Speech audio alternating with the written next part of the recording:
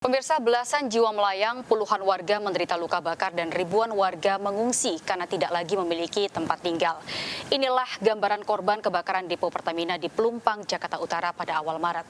Api baru dapat dipadamkan 6 jam kemudian setelah 31 mobil damkar dan 135 personel dikerahkan.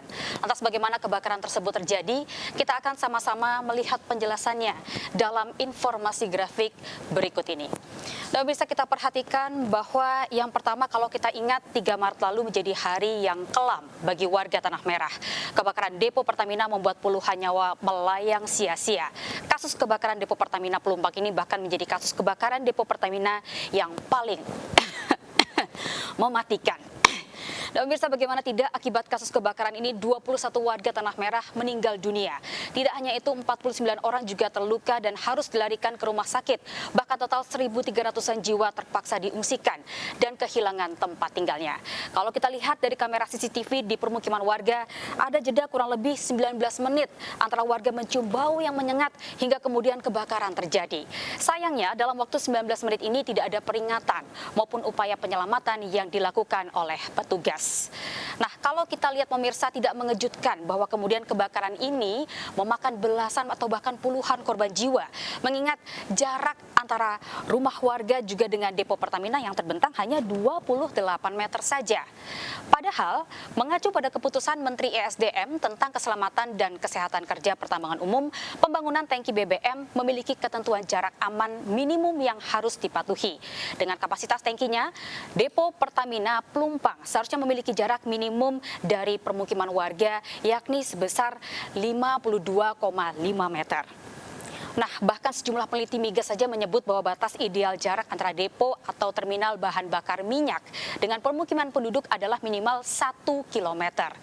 Dan pemirsa, kalau kita perhatikan bahwa menilik sejarah, kebakaran depo Pertamina Pelumpang bukan kali pertama terjadi.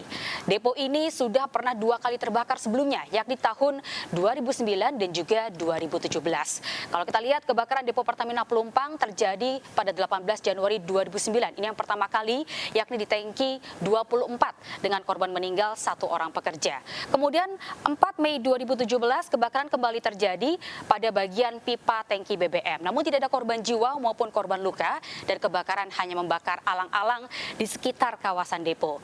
Yang terakhir yang baru saja terjadi, yakni kebakaran depo kembali terjadi lagi di 3 Maret 2023 dan menyebabkan kepanikan warga. Puluhan korban meninggal dunia dan ribuan warga terpaksa diungsikan. Nah, pemirsa, warga Tanah Merah yang bermukim dekat depo Pertamina Pelumpang dianggap menempati lahan ilegal, bukan lahan milik mereka.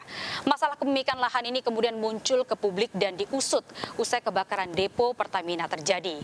Persoalan ini dengan cepat merembet ke masalah politik dan semula menyeret Gubernur DKI Jakarta Anies Baswedan yang memberikan IMB sementara ke kawasan ini. Namun rupanya juga menarik Jokowi ke pusaran antara saat Jokowi menjabat sebagai gubernur memberikan KTP kepada warga Tanah Merah yang selama ini dianggap ilegal.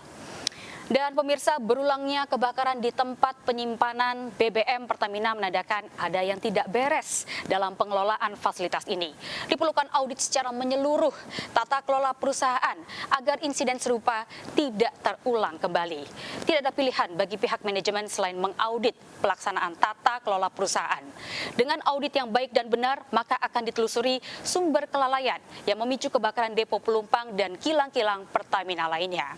Dengan demikian, kedepannya nanti tidak terjadi lagi insiden yang mengorbankan warga, bahkan lebih buruk lagi, beresiko menyebabkan pasokan BBM menjadi terhambat.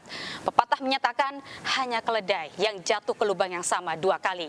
Tentu bukan sekelas perusahaan negara minyak dan gas bumi yang diklaim sebagai perusahaan kelas dunia.